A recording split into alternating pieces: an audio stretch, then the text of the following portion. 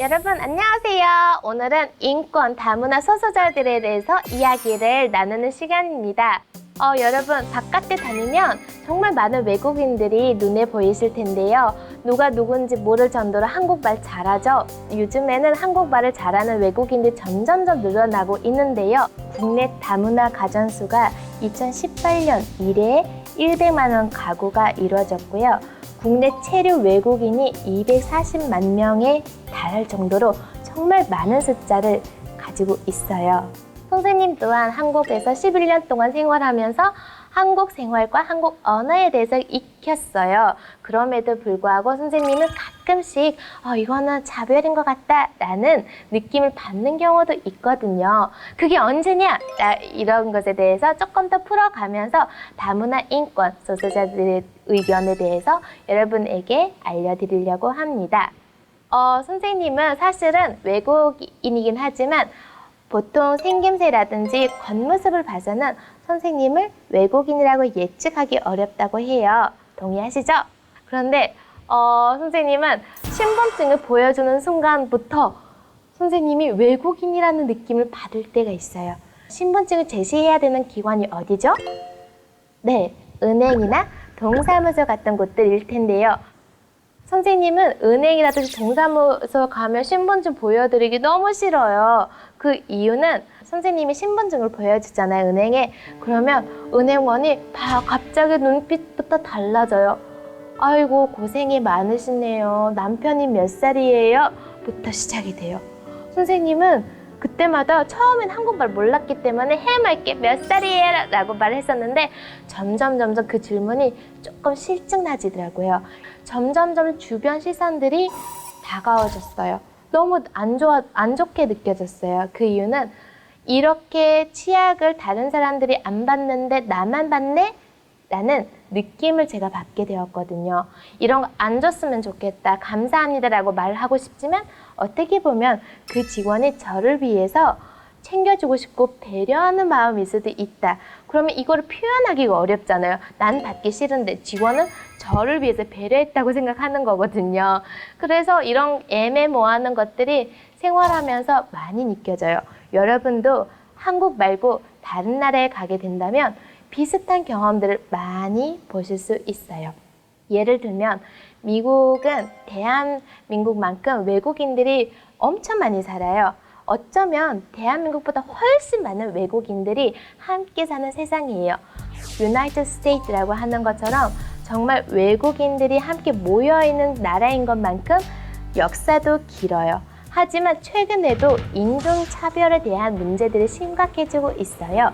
한 예로 지금 코로나19로 인해서 여러 각국들이 고생하고 있고 너무 질병 때문에 싸움을 벌이고 있는데 아시아인 의사 선생님한테 치료를 안 받겠다고 하는 말도 안 되는 인종차별들을 지금 미국에서 사람들이 겪고 있어요.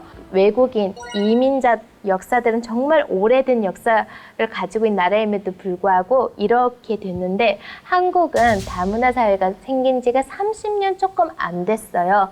그러면 미국하고 비교를 했을 때 이거는 좀 아니지 않나 라는 생각이 들 수도 있는데 어쩌면 30년이잖아요. 그럼에도 불구하고 한국은 다문화 사회 적응들을 많이 하고 있다고 선생님이 판단하고 있어요. 그리고 아시아 계열이기 때문에 그게 가능하다고 생각해요.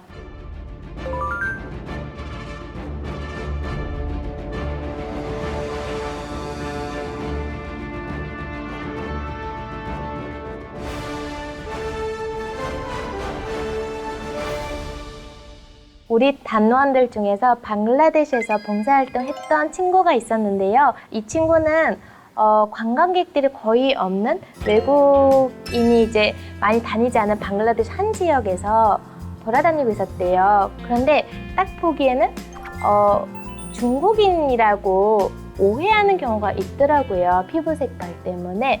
어떤 할머니가 짱짱쨍쨍 뭐 이런 식으로 중국 흉내를 하면서 계속 웃으면서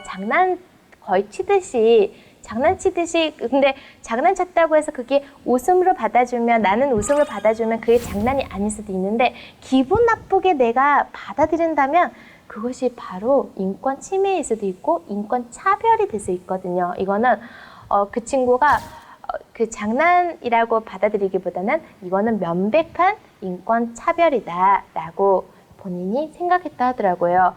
이것이 방글라데시에만의 문제가 아닌 것 같아요. 예를 들면 우리 한국에서도 코로나 바이러스가 처음 생겼을 때 중국인에 대한 그런 거부감이 좀 많았었거든요. 이것 또한 인권 차별이라고 볼 수 있어요. 한국에서 처음 코로나 바이러스가 터졌을 때 한국 길거리에 다니기가 무서웠다고, 그리고 한국에서 중국어를 이야기하는 것도 두려워졌다고, 꺼려졌다라는 이야기가 들려왔거든요. 그런 거를 비춰봤을 때 우리 사회 또한 인권 차별을 나도 모르게 하고 있는 건 아닐까라는 고민을 하게 되었어요.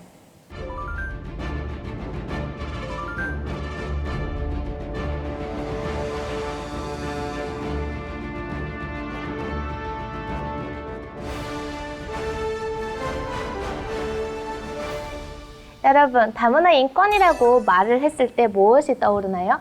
우리는 기본적 인권에 대해서 한번 생각해 봅시다. 자기 의견권이 있고 또 이제 배울 수 있는 권리도 있고 여러 가지 권리들이 있어요. 그렇다면 다문화 인권이라는 게 무엇인지에 대해서 한번 고민해 보실까요? 내가 좋다고 해서 남도 좋아야 하나?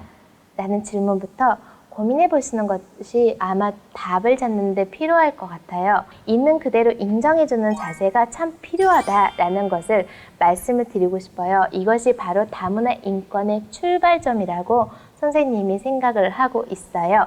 인도네시아라든지 인도라든지 손으로 음식을 먹는 곳에 우리가 간다고 가정해 봅시다. 음식을 먹을 때 손으로 먹고 있다라고 하면 어떨까? 여러분들도 함께 한 자리에 앉아서 손으로 먹을 생각을 하실까요? 아니면 이거는 조금 위생이야, 더러운 것 같은데 나는 포크를 아니면 내가 준비한 나무젓가락으로 먹어야겠다라는 생각을 하실 수도 있어요. 둘 다 맞아요. 내가 익숙한 것을 내가 하고 싶은 것이 뭐가 잘못됐어요. 하지만 나는 이 음식도 먹고 싶고 이 나라 사람들, 현지인들하고도 내가 친해지고 싶을 때 무슨 행동을 해야 될까요? 정답은 선생님 생각은 젓가락을 용감히 내버려 두시고요. 다시 가방 안에 넣으시고요. 손으로 먹는 것을 추천하겠어요. 왜냐하면 우리 사이에서 밥을 먹고 있는데 갑자기 누군가가 젓가락이 아닌 다른 수단으로 음식을 먹는다고 하면 우리는 그 사람이 특이하다. 얘는 왜 우리 문화를 받아들이지 않지? 얘는 나하고는 조금 다르네? 이 친구하고 내가 쉽게 친해지기 어렵다라는 그런 관념을 가지게 돼요. 하지만 외국에서 왔는데 이 친구는 우리를 위해서 노력하는구나, 우리와 함께 어울리고 싶구나 라는 의미에서 바로 용감하게 손으로 먹게 된다면 이 친구랑 빨리 친해지고 싶다라는 생각부터 할 수 있게 되었죠. 우리 코이카라는 단체에서는 여러 나라, 인도네시아 비롯해서 선생님 출신국 몽골 아니면 이제 미얀마라든지 아프리카 여러 곳에 가요. 그렇게 된다면 여러분들 선배, 오빠, 언니들은 이렇게 정말 내가 모르는 문화를 접할 수가 있거든요. 그렇게 모르는 문화 접할 때마다 당황하지 않고 먼저 옆 사람이 무엇을 하는지를 관찰해요. 옆 사람이라는 게 바로 현지인이겠죠.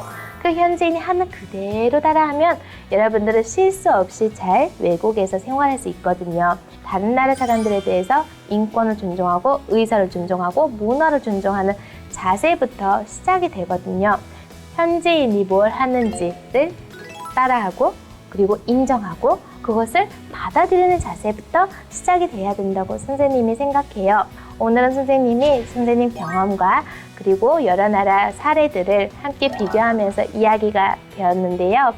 재미있었을 거라고 생각이 되고요. 궁금한 사항이 있으면 언제든지 봉사단체 홈페이지에서 여러분들이 물어보시면 되겠습니다.